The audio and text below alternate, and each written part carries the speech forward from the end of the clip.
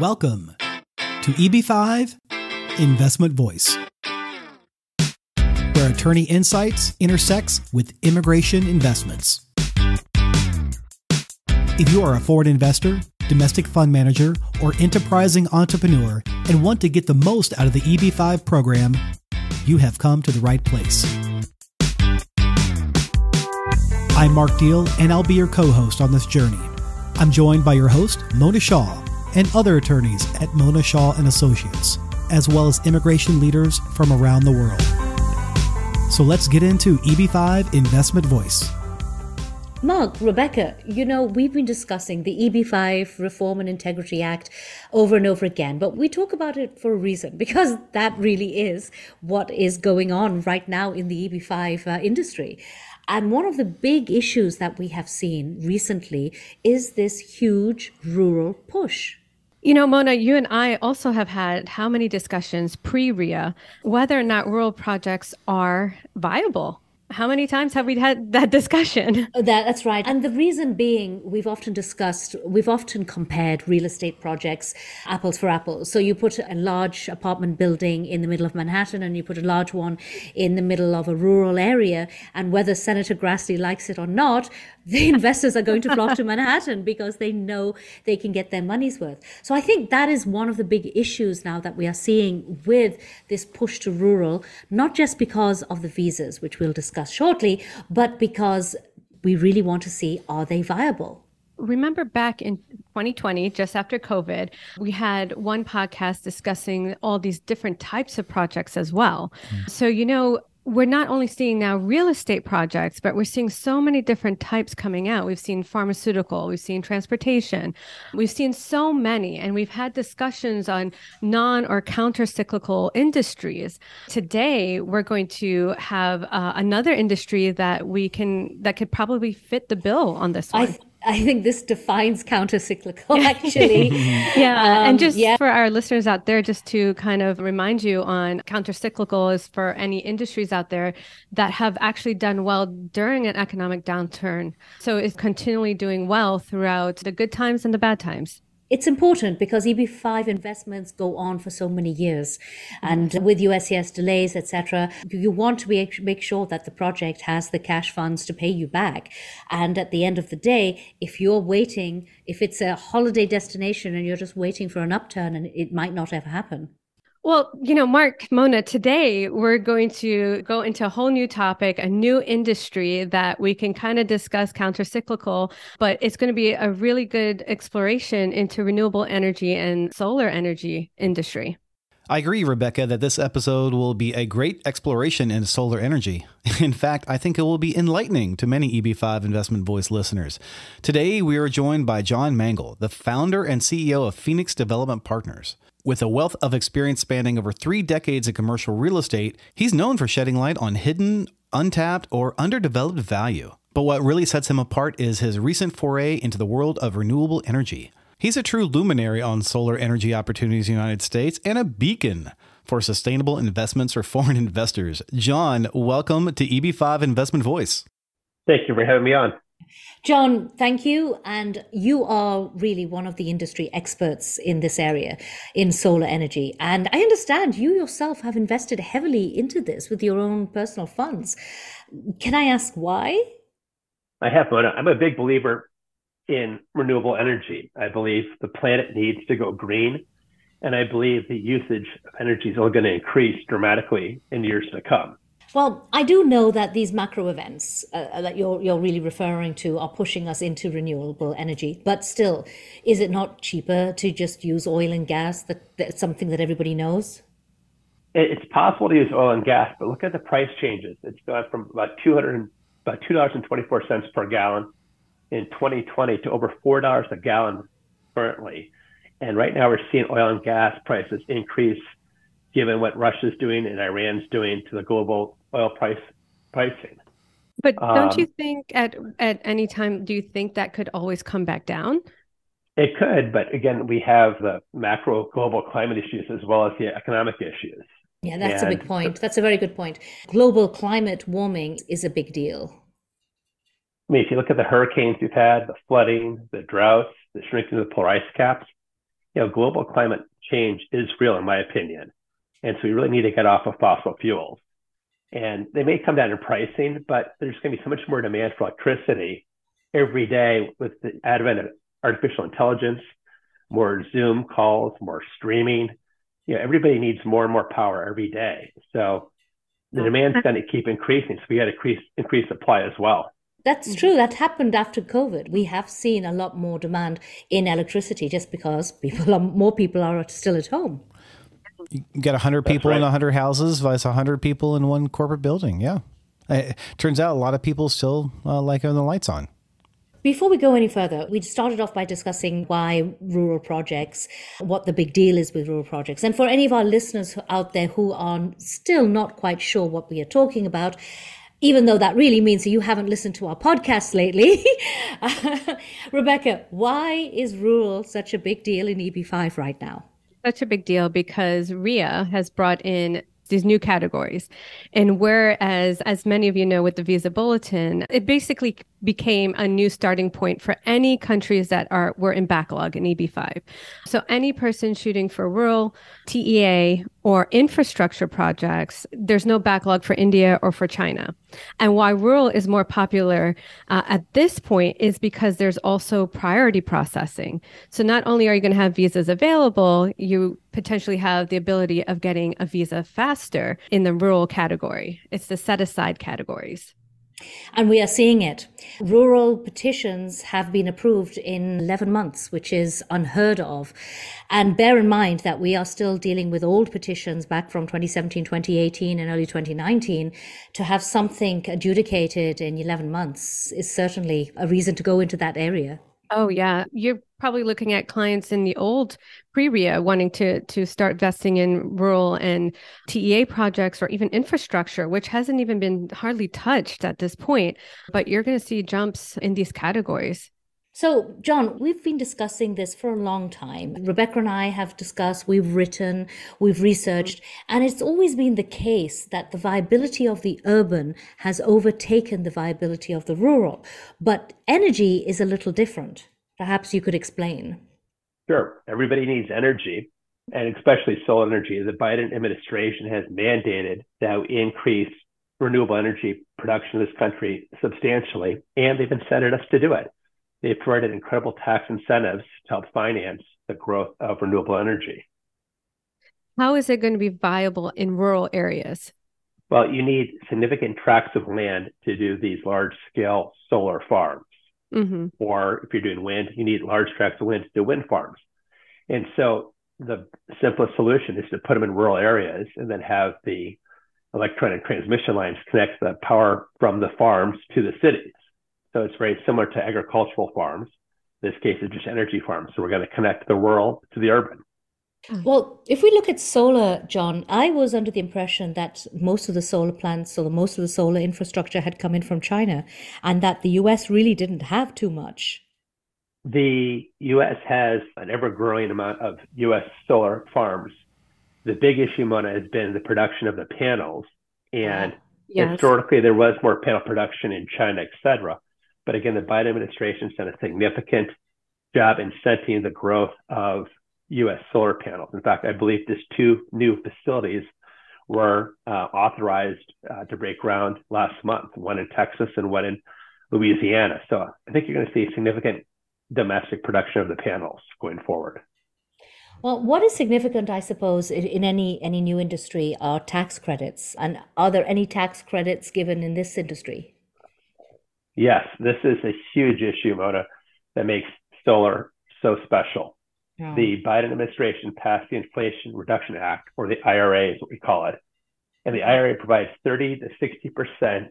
Wow, 30 to 60%. Wow. Yeah, it's huge. It's huge. Yeah. Tax credits for each project. What are tax credits? It's the ability to monetize your future taxes in cash to fund and seed a project up front. So the projects I'm affiliated with, we're doing about 40 tax credits of our capital stack. So it's essentially free equity that doesn't have to be repaid to anybody as long as you execute your business plan and build your solar farm. So it's tremendous. You know where that's significant is the cash flow, because we have seen projects go down just because they just don't have cash flow, because it's not really always the assets. Investors often think that, oh, right, this particular project has these wonderful assets, but the assets are usually all with the bank. What really makes a difference for investors maybe wanting to leave a project early or just wanting their money back at all is cash flow. And I suppose here, if you have tax credits, you have more cash flow. You do. I'd break it down in two ways. So that the investment tax credits help build a facility. The facility leads to the cash flow.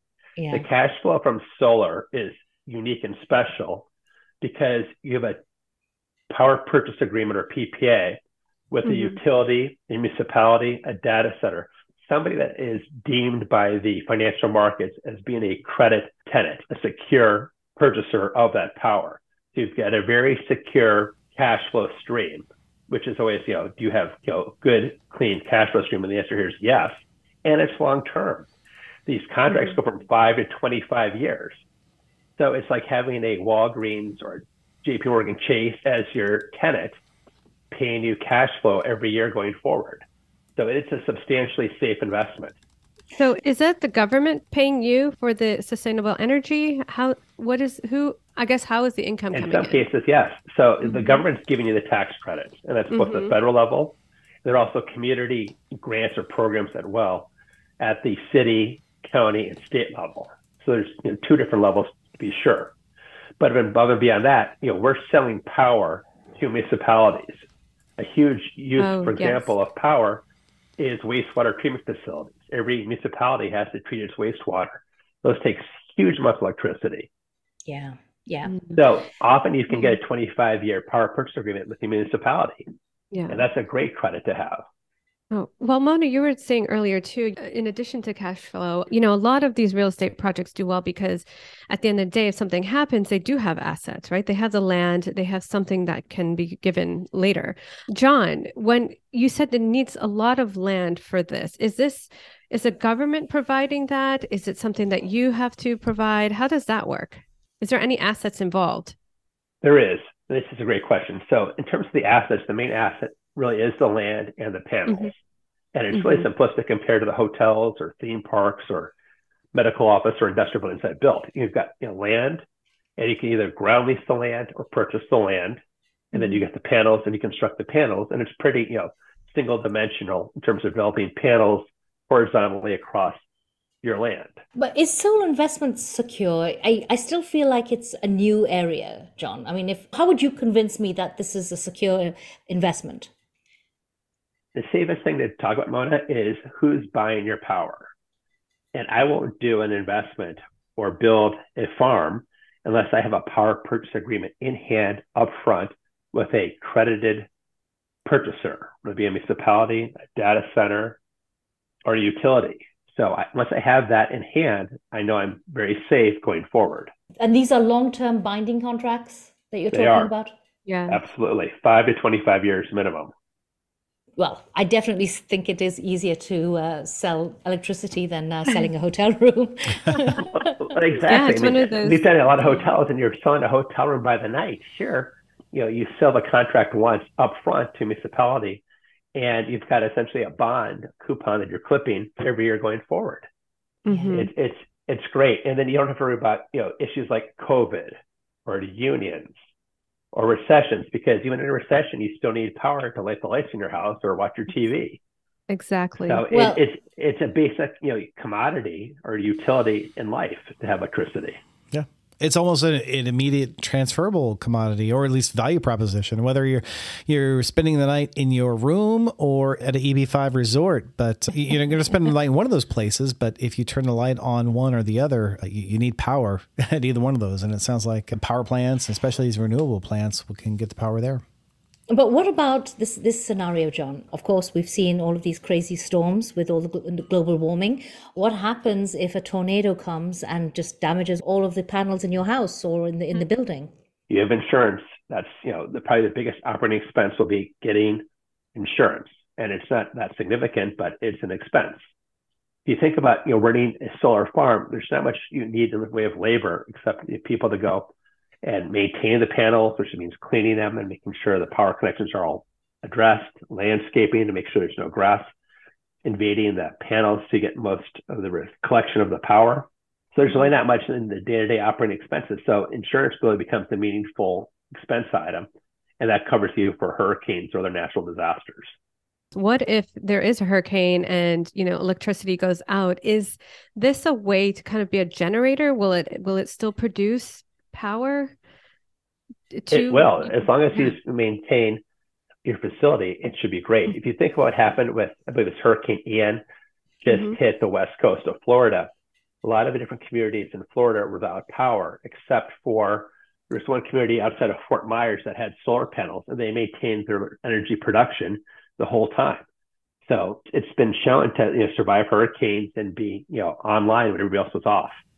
Yeah, I guess in the grand scheme of things, it's less complex than all these combined cycle or coal fire or whatever else we did to generate electricity.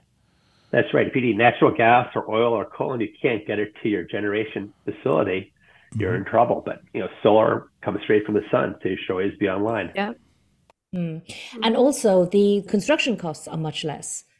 Yes, compared to a nuclear reactor or natural gas fired generator, this is much cheaper. Well, before I ask you the $10 million question about the risks, I will say, how is it for, as EB-5 is all about job creation, how is it as a job creator? Excellent. It's an excellent creator. The indirect induced jobs are tremendous because everybody needs electricity, and you do get substantial direct job creation from the construction project. So we believe there's about 30 plus jobs per investor in our projects. Yeah, I think it's much higher than that, John, because there's a study done by the Department of Energy just out, and it says that by 2035, they believe that this area, the electricity sector, that can add millions of new jobs across clean energy technologies, and potentially 500,000 to 1,500,000 people working in solar alone in certain areas. The challenge is that the solar job growth will quickly outpace the labor supply. Who can work without power these days, though, right? That's right. But okay, so what are the risks involved? Well, we try and factor out the risks mounted by first and foremost getting a power purchase agreement in place. If we don't have the power purchase agreement in place, we won't go forward and invest or construct a facility. Can I ask, what is a power purchase agreement? It's a 5 to 25-year contract with the municipality, utility, or data center to buy the power that's generated from your solar farm. Mm-hmm. So do you get that ahead of going forward before you start with the project? How does that work out? Yeah, we'll tie up a piece of property for the construction of a solar farm, but we won't close on the purchase or the ground lease until that power purchase agreement is signed and completed with the utility, municipality, data center, et cetera. Mm-hmm. So we won't go forward and risk our time, our investment, et cetera, unless we know we've got a user buying the power from us. Mm-hmm. How regulated is the industry, John? It is pretty regulated, Mona. You've got to, work through the utilities, which are pretty much a regulated industry, to use their transmission lines to flow your power to the end user. So it's a very regulated industry.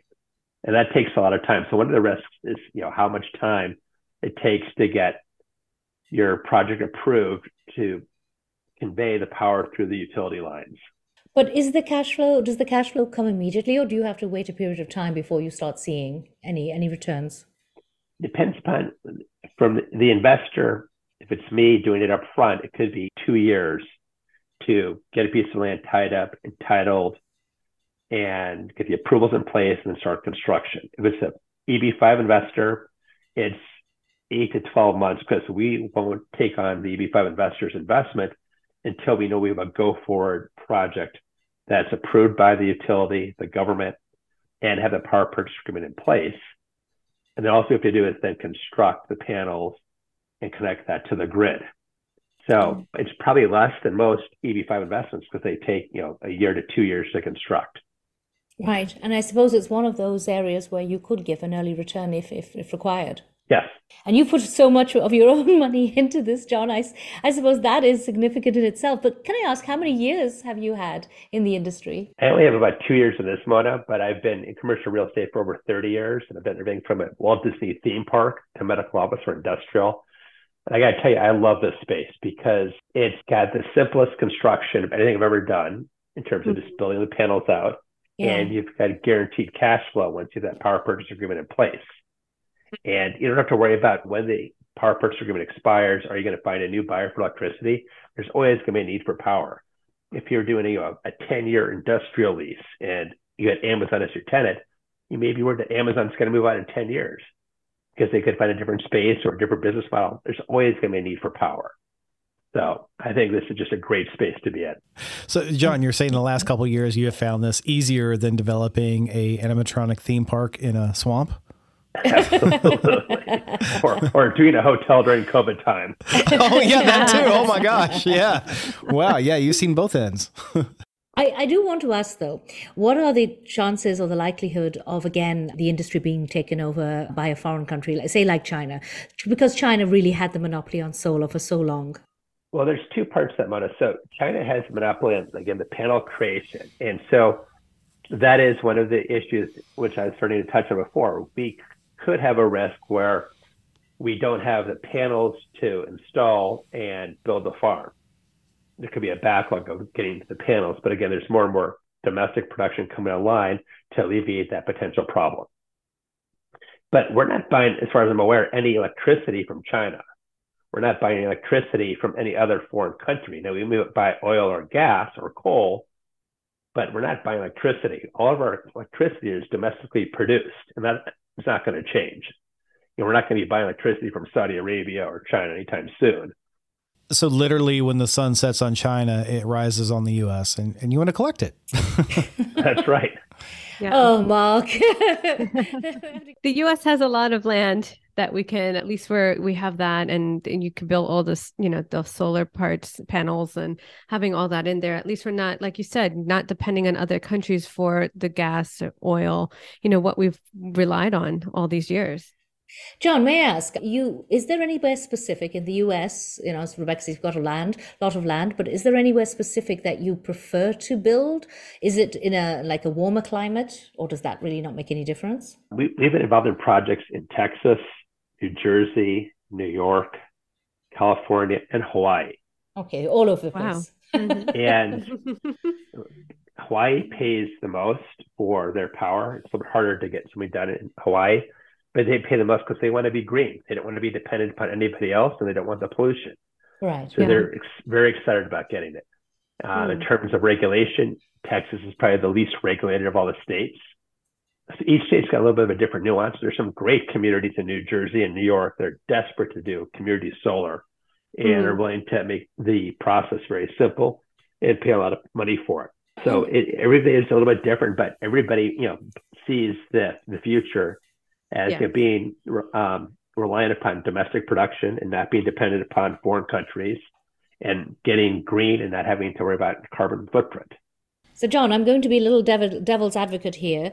We saw a lot of projects in rural areas over the years where one of the biggest problems, especially with the fact that they were job creators, was that there wasn't enough people in the area to fill the jobs. And that led to a problem. Will we see that here? I don't believe so. The important jobs are the jobs that are contracted with a general contractor to erect and construct the solar farm. The people that do this are dedicated people. They'll go to where the work is and they'll get the solar farms built. Once constructed, you really need very, very little labor to maintain a solar farm. There are even people using robots these days to clean the panels. They've got llamas and other type of livestock out there to eat the grass, to keep the grass from overgrowing the panels. So there are all types of creative ways that are being pursued to maintain the panels and the production. But are we looking at a blue-collar workforce or a more sophisticated one? The upfront people to design and construct are more of a white-collar and blue-collar construction force, because it is very technical and specific to get the panels constructed properly to maximize or optimize the solar radiation for the panels. But after they're constructed, it's more of a blue collar group that essentially is like window washers and lawnmowers to maintain the utilization of the panels. If you do have an issue with the maintenance of a panel, then you would parachute in somebody who specializes in maintaining the integrity of the systems. What's the average time of because construction is huge in this, it seems, but what's the average time frame of the construction, the timeline? You can typically get a farm up in 8 to 12 months, and maybe faster. It all comes down to putting more bodies on the job. And what's beautiful about doing solar, it's again one-dimensional. It's just putting the panels up and connecting them. When you think about doing a hotel, you've got to worry about foundations, the structural steel, elevator systems, electrical work, drywallers, finishers for paint, carpet, window treatments. There's so much more that goes into a hotel, and that's why it takes 2 years. Here, it's just one-dimensional, and you can throw more people at it to get it done faster. So it's a pretty efficient process doing solar farms. I think you should do this for a living, John. Enough of it. I think so too, Mona. This is the future for me. It's really exciting. I have to say, I really love projects like this. I love areas which is just away from your same old. I know. And what I find interesting is that, we're talking about counter-cyclical projects, and gasoline is on that list. And I'm curious to see what the future has to bring on that. Maybe solar energy is going to be up there next. Tesla, I think it's BVD in China are two of the largest car manufacturers now in the world. And every other historical car manufacturer, GM, Ford, et cetera, they're all trying to get into EVs as well. Right, mm-hmm. Right. So, which makes sense, right? With all the uncertainty we've had with gas prices going up and down with distribution or storms or whatever. Yeah, the pluggable EVs have made sense. And they're going to be a huge demand generator for more solar farm power to keep those charging stations ready to go. John, you've mentioned the Inflation Reduction Act that was passed by the Biden administration quite a lot. One of my worries is that what happens if we do not have Biden again and somebody else comes in? Will another administration just dismantle everything? I don't believe so. I think one of the fundamental principles is we need to be energy independent. And whether it be a Republican administration like Trump again wanted to be energy independent, they'll embrace solar. If it's the Biden administration or future Democrats, they believe in energy independence. They believe in green energy. So I think they'll also endorse solar. So I don't see any administration trying to dismantle the progress here. I kind of agree with you. I think that this is well and truly entrenched, and it was all about education, and that's what we need to get out there. As far as education goes, Rebecca, could you think of another EB-5 project which has such defined outlets? Look, you've got low costs, high job count, high cash flow. Yeah, in the rural areas. Not even that, Mona, but I think it is the future. This is the way a lot of mindsets are changing to solar energy. And like you said, being dependent on ourselves. I think this is it. John, keep up the good work. Thank you. Not just a future, but a sustainable future, powered by innovation with renewable energy. John, thank you for joining us on this journey on EB-5 Investment Voice. My pleasure. Thank you for being with us today on EB-5 Investment Voice. The topics presented in this podcast is informational in nature and is not to be taken as specific legal advice. If you have questions on the topics presented in this episode or other investment immigration needs, please contact Mona Shaw & Associates. Mona and her attorney staff can be reached at mshawlaw.com. That's mshawlaw.com. Make sure you don't miss our next episode focusing on a different aspect of the EB-5 program by subscribing to the podcast. While you're at it, leave us a rating on iTunes. If you really found this episode valuable, share it with someone else that could benefit from this information. Until then, I'll see you on the next episode of EB-5 Investment Voice.